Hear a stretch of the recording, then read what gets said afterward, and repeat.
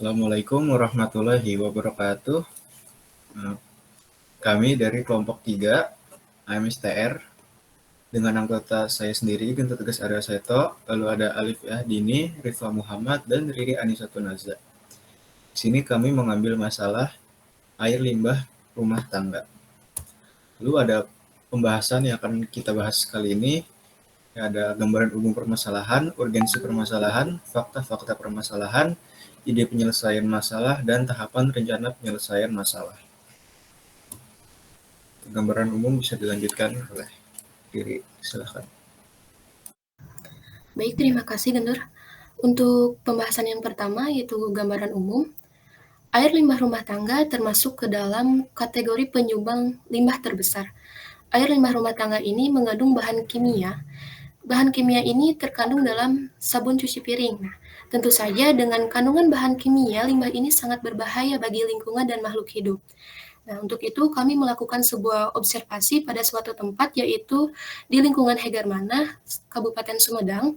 Masalah ini terjadi ketika semakin bertambahnya penduduk atau kurang lebih dari 10 tahun. Nah, lalu apa sih penyebab dari permasalahan ini? Nah, permasalahan ini terjadi karena kurangnya kesadaran masyarakat akan dampak pencemaran lingkungan dari limbah air rumah tangga ini. Nah, dampak yang disebabkan yaitu tentu saja dapat mencemari air sungai, penyebaran penyakit akibat lingkungan yang tidak bersih, tidak terciptanya lingkungan yang asri karena endapan air limbah rumah tangga ini semakin hari semakin banyak.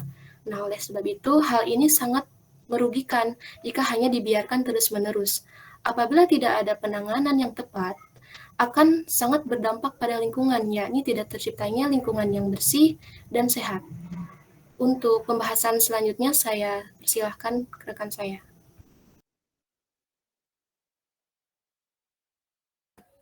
Baik, untuk pembahasan selanjutnya mengenai urgensi permasalahan.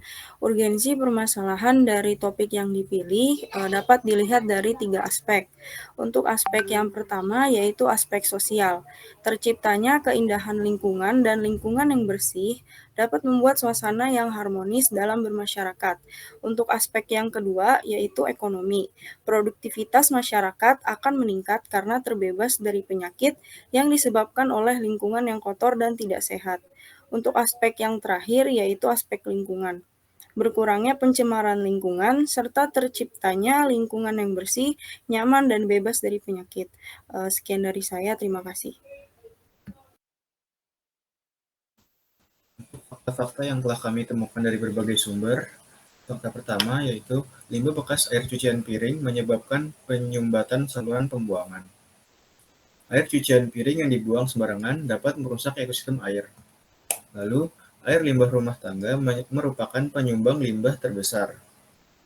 Fakta yang keempat, bahan kimia yang terdapat pada sabun cuci piring sangat berbahaya bagi lingkungan dan makhluk hidup, bahkan dapat menyebabkan kanker. Limbah cuci piring menyebabkan pertumbuhan tidak terkendali tanaman econg gondok dan ganggang di atas permukaan air yang disebabkan oleh kandungan senyawa yang terdapat pada limbah sabun. Lalu, makin banyak sumber air yang tercemar limbah minyak atau sabun dapat menyebabkan kelangkaan pasokannya untuk masyarakat. Lalu untuk ide penyelesaian masalah akan dijelaskan oleh Rifa. Baik, Gentur, terima kasih. Di sini saya ingin menjelaskan tentang ide penyelesaian masalah yang kami buat, yaitu pemanfaatan teknologi filter air bagi limbah cuci piring. Hal ini didasari oleh bahaya dari air limbah cuci piring bagi lingkungan. Tidak hanya itu, limbah ini dapat menyebabkan saluran air mampet dan mencemari lingkungan. Dan apabila dibuang ke sungai, maka akibatnya yang menjadi tempat berwarnanya selokan, warnanya akan menjadi coklat dan mengeluarkan bau busuk. Selain bisa menyebabkan ikan-ikan mati, zat-zat polutan yang terkandung di dalam limbah juga bisa menjadi sumber penyakit seperti kolera, disenteri, dan berbagai penyakit lainnya. Oleh karena itu, kami di sini mencoba untuk membuat filter air yang dapat menyaring itu semua. Terus yang kedua yaitu menanami selokan dengan tanaman air yang bisa menyerap zat pencemar seperti bunga ungu, lidi air, futoi ruas, bunga coklat, melati air, dan lidi air.